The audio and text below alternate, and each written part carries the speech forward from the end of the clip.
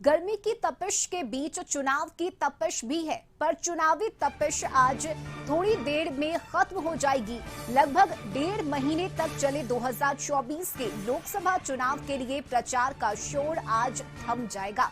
चुनाव के 7वें चरण में देश की 8 राज्यों की 57 सीटों पर 1 जून को वोट डाले जाएंगे। झारखंड की 3 सीटों दुमका, गोड्डा और राजमहल सीट पर 1 जून को मतदान होना है। इसके अलावा पड़ोसी राज्य बिहार की 8 सीटों पर वोट डाले जाएंगे।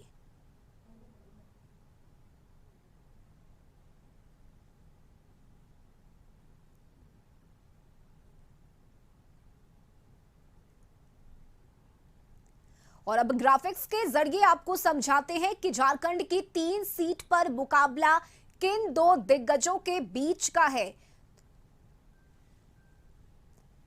तो राजमहल से ताला मरांडी, वहीं विजय कुमार चुनावी मैदान में है। सीता सोरेन और नलिन सोरेन इस बार चुनावी मैदान में है और गोड्डा से निशिकांत दुबे और प्रदीप यादव के बीच का मुकाबला है।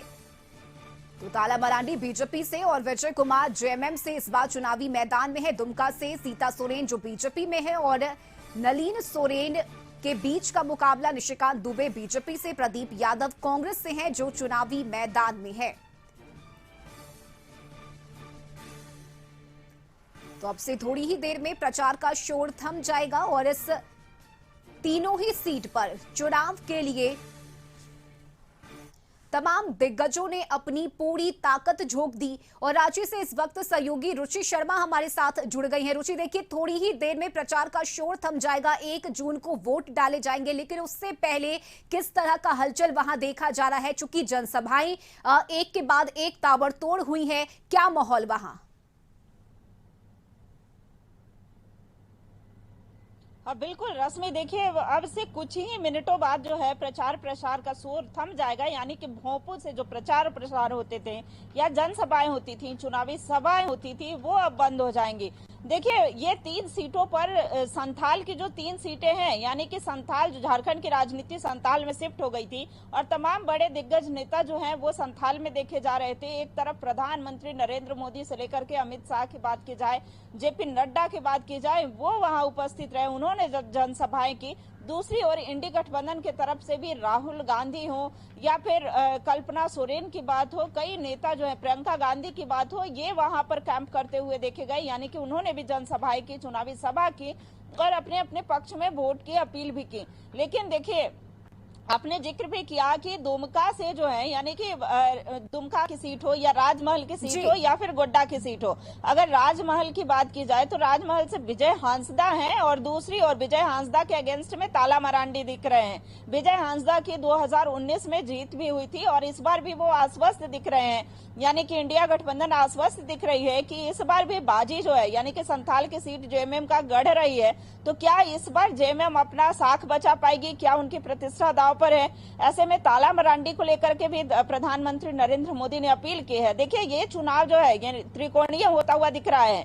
एक तरफ निर्दलीय विधायक, चूंकि झारखंड मुक्ति मोर्चा में ही विधायक रह चुके, बात की जाए लोबिन हेम्ब्रम की, तो वो वहां पर अगेंस्ट में, यानी कि वहां त्रिकोणीय मुकाबला देखा जा रहा है। दूसरी ओर दुमका की बात की जाए, यानी कि दुमका से सीता सोरेन है और नलिन सोरेन है। सीता सोरेन जो जेएमएम की ही नेत्री रही थी, लेकिन बाद में उन्होंने भाजपा को ज्वाइन किया और यही वजह रही कि भाजपा ने उन्हें बतौर प्रत्याशी मैदान में उतारा। तो नलिन सोरेन के अगेंस्ट में सीता सोरेन है। दूसरी ओर गोड्डा से अगर बात की जाए, यानी कि गोड्डा से निशिकांत दुबे और प्रदीप यादव के बीच में कड़ी टक्कर है। तो ऐसे में मुकाबला, देखिए निशिकांत दुबे 2019 में भी उनकी जीत हुई थी और कई ऐसे कार्य जो है वो निशिकांत दुबे गिना भी रहे हैं, क्योंकि देवघर में एम्स का जो कार्य है यानी और एयरपोर्ट का जो कार्य है वो लगभग पूरा हो गया, यानी कि वहां के लोगों को उसकी सुविधाएं अब मिल रही है। तो उपलब्धियां गिनाने के लिए है। लेकिन गोड्डा से दूसरी ओर प्रदीप यादव जो है वो यह कह रहे हैं कि इस बार एनडीए का किला जो है वहां से उखाड़ेंगे।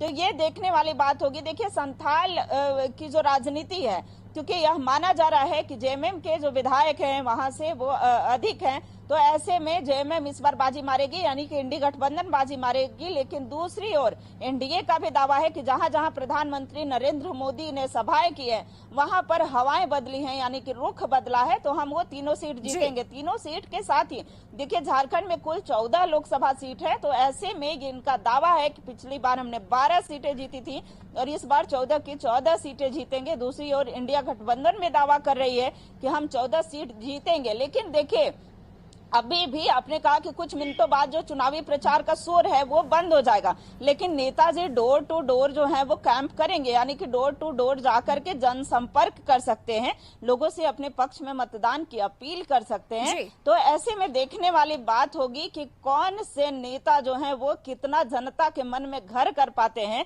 और जनता उन्हें 1 तारीख को किन्हें समर्थन देती है, यानी कि जब बटन दबेगा, जब वो अपना मतदान करेंगे तो किन नेताओं पर ज्यादा विश्वास और भरोसा बिल्कुल रुचि, और कई ऐसे बड़े चेहरे भी हैं जिनकी साख दाव पर है, जिसमें सीता सोरेन की हम बात करें, निशिकांत दुबे हैं, प्रदीप यादव हैं, तो कई बड़े चेहरे भी हैं जो इस बार आखिरी चरण में चुनावी मैदान में है।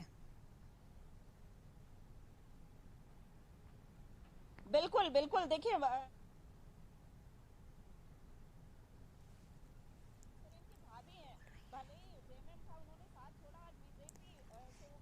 चलिए बिल्कुल रुचि, देखिए सभी के दावे अपने अपने हैं, फिलहाल जीत किसकी होती है और किसके सिर जीत का सेहरा सजता है ये देखना होगा। फिलहाल बहुत शुक्रिया रुचि आपका तमाम जानकारी के लिए।